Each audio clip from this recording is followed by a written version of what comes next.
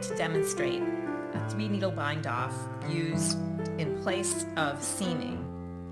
So this is done in several of the patterns in the Geometric Knit Blankets book, and I think it's useful to see how it's done. So this is kind of a general example. When we're done with this particular 3-needle bind off, we're going to have a square. I know it doesn't look like a square right now, but it will. So I've got a marker here between two sets of 10 stitches, 10 here and 10 here. So I'm going to start by working on what is a wrong side row. So I've marked the right side row, the right side of the work with this stitch marker here. And so got the wrong side facing me, and I'm going to knit to the marker, which would be the middle of this row. So let's just do that.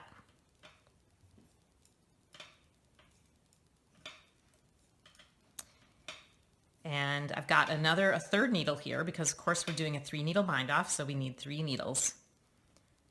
So at the middle of the row, I'm gonna get rid of that marker.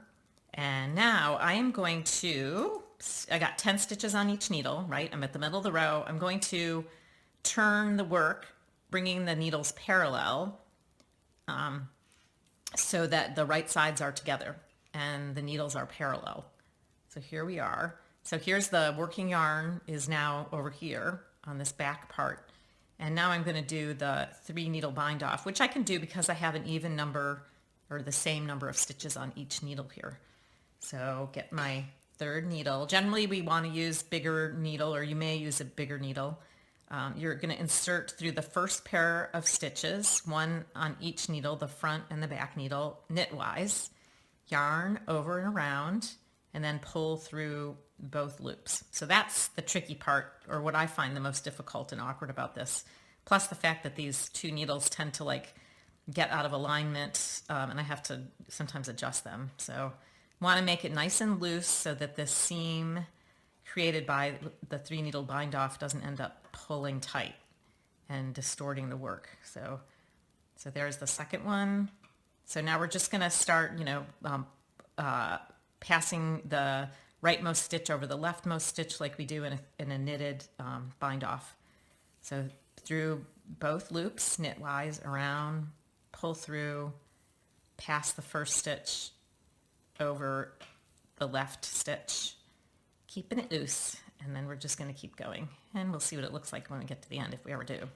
So I suppose if I did this all the time, I'd be like really fast at it, but I don't do it that much, so I like to take my time and not drop stitches. So this is the wrong side that we're looking at, and you can see there's kind of like this little chain that's developing doesn't look like the rest of the garter stitch surface, which is usually the nice rows of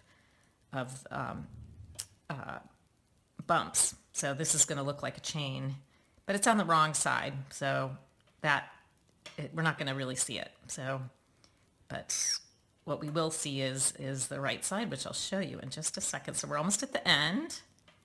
So now we're going to knit the last two, yarn over and around, and then pass yarn over.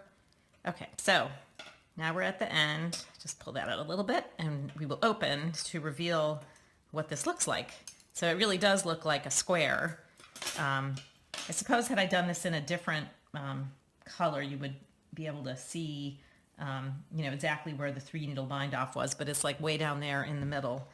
But it really doesn't show. It just kind of looks like, continuous garter stitch, and it makes a really nice seam that way. So again, I know this is used in Weaverly, the blanket Weaverly, and it's used in a couple other blankets, but they're not coming to mind at the moment. So yeah, anyway, I thought this would be good to show you.